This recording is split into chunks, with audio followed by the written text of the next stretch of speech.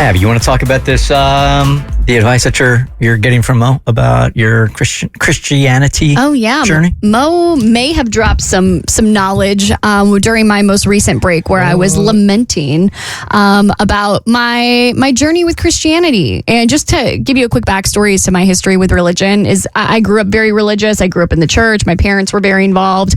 I was very involved. I loved going to youth group. I was a certified Bible thumper for a good majority of my life. And I don't say that to be derogatory. I just kind of look back and I go, wow, I was like probably seen as maybe like that weird Jesus freak back in the day. But I just think it's because I had a really good relationship with spirituality and my faith. And it was a really positive part of my life for the most of it. But I think just as I've gotten older, I just am just thinking critically as to where religion sits in my life and why do I believe certain things? Can I really stand on business when asked about my faith? And is it just because this is what I've always believed that it just feels very natural to me? And I can go into a whole dissertation about it, which I just won't. And so basically the long story short of that is at the age of 28, I'm just at a weird crossroads where I am not sure if I would identify as a Christian anymore. There's a weird part of me that wants to be on that path. Like I don't want to change who I've been my entire life. I do not want to change the beliefs I've had my entire life, but I just don't know if what I truly believe aligns with that anymore. So I'm in kind of this weird position of trying to figure that out, but being really scared to take those steps. And I'm scared to go back into church because I'm scared the second I walk back into church, I will, be confirmed in the fact that I don't believe anymore. And that's a really scary thing to now have to reevaluate your life and your moral compass and just all those really annoying things that you have to do when you're a young adult. I just don't want to. It's a lot of work. I should be in the club right now dancing to Pitbull. I should not be having an existential religious crisis. What are the things specifically, and I'm sorry to cut you off for just 1 second, what are the things specifically you are struggling with that are messing with what you used to believe as opposed to what you believe now, which is making you question your religion? Well, I mean, I just don't know if it's true or not. You know what I mean? I think you just look at the way religion is played out through history and you just start to think about it more from an adult standpoint of like, oh, everybody has a religion that they are willing to die for. And they have a religion that they are willing to stand on business and just feel passionate about. I'm like, well, if that person across the world feels that way about Hinduism or whatever, who's to say that my feelings about my religion are the quote unquote correct one? You know, everyone thinks that their beliefs are correct. So if I'm, I don't want to live in a vacuum where I feel like just because I believe because of certain things that have happened in my life that it is all due to Christianity. Like I feel like in some way I'm discounting other people's beliefs. I'm just thinking about it from like an overarching standpoint where you've also seen like how religion is played out in wars. And I'm just thinking about how it's shaped the world more so as an institution rather than like, is this something that is actually factual and true? And the only way you can do that is by doing a deep dive yourself and by really looking into what that religion stands for. And if you really believe that there is a higher power out there that aligns with that specific religion. And so that's where I'm at. And the way I got to that was just by looking at the things in my life that I have attributed to Christianity, whether you feel like you've quote unquote heard something from God or you feel like God was quote unquote putting you on that path. I'm just starting to wonder, I'm like, am I attributing these things in my life to God or are they just working out for me because, I've done the work to get to certain places or, just I'm not sure if these things are actually God rather than just like the way life is playing out. So interesting. So I attribute it all to God, but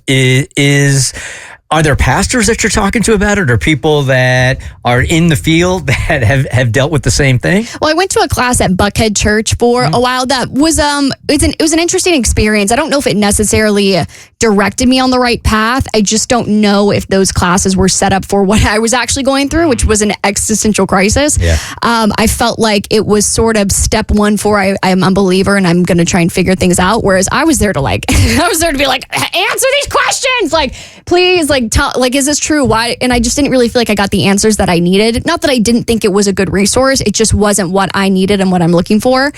And I'm just kind of trying to figure out what those next steps are, because there have been a couple of times where I've turned on like an online sermon and I'm like, God's going to speak to me through this sermon. And that's going to be the thing that brings me back to the church. And then it's like a sermon on tithing. I'm like, well, okay, that God does, if there is a God, he clearly doesn't care that I just turned on and I was like waiting for a sign.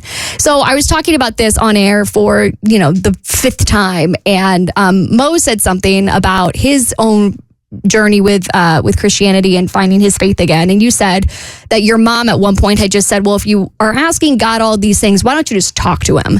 And for me, that's one of those things that steered me away from Christianity, where I felt like I was talking to God. Like I felt like I was getting all these signs and things that I was attributing to God. And then it just felt like my life wasn't congruent with what I was quote unquote hearing or whatever. And so then I'm like, well, I'm really just telling the wind a lot of secrets. If that's what I'm starting to feel. And so I just started to really feel like I wasn't talking to God. Like, I think that's really what pushed me away, was I'm like, oh, I feel like I'm talking to God, but I don't really know if this is actually a two-sided conversation. And that just really put a lot of doubt in my mind that there really is somebody up there listening. And so I've avoided talking to God because of that wound. And I thought, well, if I'm really trying to come to a conclusion, I need to stop twiddling my thumbs and going, oh, maybe this will be the day I start. Maybe this will be the day. Maybe this will be the sermon that turns me around. And why don't I just give it a month, 40 days or whatever, because 40 is kind of a biblical number. I'm like, I'll play into this Christianity thing. I'll for 40 days, I will talk to God every single day consistently and see how I feel at the end of those 5 weeks. If I still feel like at the end of those 40 days that there is nobody talking back to me, then maybe that's my answer. But maybe at the end of those 40 days, I will have felt more clarity. Maybe God will be like, finally, we've been waiting for you, girlfriend. Been seeing you taking shots of tequila at the bar. You could have been hanging out with me instead. So I think that's where I'm at. And I think those are the next steps I'm going to take to try and get some answers for me. And obviously this is very personal, and I don't expect you to share. But I'm curious, like, what have your conversations been like with Sky Daddy? With Sky Daddy? I wouldn't lead with that. Yes. Hey, Sky Daddy. Hey, Sky Daddy. Hey, listen, if you look around, God loves a good joke. Oh, yeah, he does. Yes, Come as he you does. please. That's what he say. It's been a while since I've actually had those conversations, so I can't remember the last time me and Sky Daddy had a conversation, except for me just sometimes like yelling at him if I'm being like, well, if there really was a God, this would happen. Blah. But I remember those last conversations years ago. So you haven't started your 40 days yet? No, I have not started those 40 days yet. Was that your question? Because now it's just kind of... No, you're okay. good. A couple years ago, I used to keep a journal so I could kind of keep track of the things that I've talked to Sky Daddy about to see if there were any resolutions. And I would feel like, okay, I talked to him about this on Tuesday, and then the next Tuesday, this happened. And that must mean he was listening to me and, answering that prayer for me. And then all of a sudden I'm like, I feel like this is maybe my own confirmation bias as I was reading through those journals. So a lot of it's just things that are going on in your life. Like you're praying for a certain thing. You think you're getting signs that this thing is going to happen. And I just started to wonder, I'm like, I feel like I'm developing a mental illness because I feel like now I'm just talking to myself more so than Sky Daddy. I'm rooting for you on this journey because a lot of the things you're saying just resonate with me. And I really remember being in a very, very similar place. And I never counted the days or thought about how long I did it. But what I did learn in that time when I felt like, all right, like it pretty much my attitude was, it was, God, if you're there and you're real, this the time. Like I need you now more than ever, and I need you to show out. And it took a while. It's not like it wasn't like a magical thing that happened to where it was like, oh, I know he's there. But what I did learn through that journey was I really convinced myself somehow that God wasn't listening to me. But when I saw how things began to play out, when I started to focus more on if God was there, I think I wasn't listening to him. And I think he was there the whole time. I learned a lot about this from my kid, Hollis, who is deeply Catholic, and was going through a very, very difficult time there for a couple of months. And when I circled back with him just a couple of weeks ago about it, he said that he felt like, this is just a lesson for him, and I don't know if it applies to you or not. For him, he felt like he was struggling so much because he wasn't closer to God than he should have been. Like he wasn't praying enough. He wasn't speaking to God. He wasn't listening to God. And that's when things started to unravel for him emotionally and also in his life. And then as soon as he started giving himself the talk that, okay, I got to start chatting with God again, it all turned around for him. I don't know what the lesson is. Well, I love that for him, but I think I've listened to that sermon 1,000 times where it's like, your life starts to turn turn around, the closer and closer you get to God. But I'm like, how do I know that that's just not me attributing those things to meditation? You know what I mean? Like, what's the difference between prayer as Christians see it versus just taking some time to really sit and be still with what's going on in my life? I always remember this one also that I read. And by the way, I have Jewish roots, but are not tied to them because I never got bar mitzvah and I was kind of raised in the church. And I'm not deeply religious or anything like that, but I do think I'm deeply spiritual. And I remember this lesson that I heard a couple of months ago. It's just like, you were asking God for a cake. This one, you're asking God for a cake and he didn't give you a cake on Tuesday. And you're like, where's my cake? But he put sugar next to you.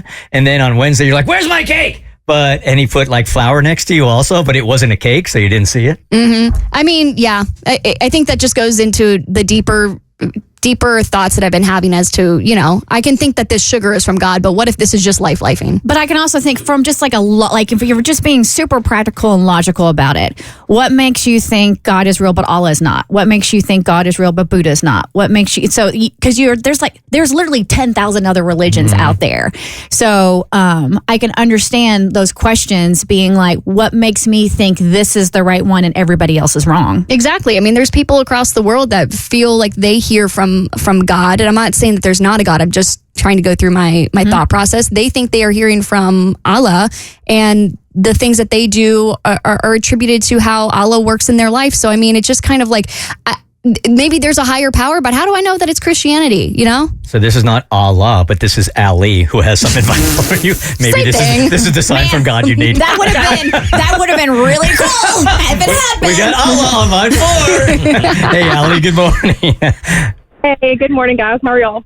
Good, thank you. Thanks for calling. Yeah, no problem. I just want to kind of chime in here. Abby, I grew up in the church very similar to you. I feel like I relate to Christianity. I'm a very Southern Baptist, and my whole family is. But I feel like it's not really religion. It's more of your relationship with God. And I feel like when you take religion out of it and all that kind of stuff, it's just a very personal relationship with God. And hearing you talk about this, like maybe you should explore other religions outside of Christianity. I mean, it doesn't have to be Christianity. You could find something that you more relate to. And I also think that if you feel one way, like if you believe something, if you believe in God, if you believe in Allah, I don't think it discounts other religions. I just think that it's very personal to you and your relationship with God or whoever. But I just think it's all just overall very important to have that faith in something. Maybe this goes along with what you told us all along, is that you've never had a serious relationship with a man. Oh, damn. So maybe Jesus is just one of the men that you haven't had a relationship with. Yeah, but everyone else knows God's a woman. The Bert Show.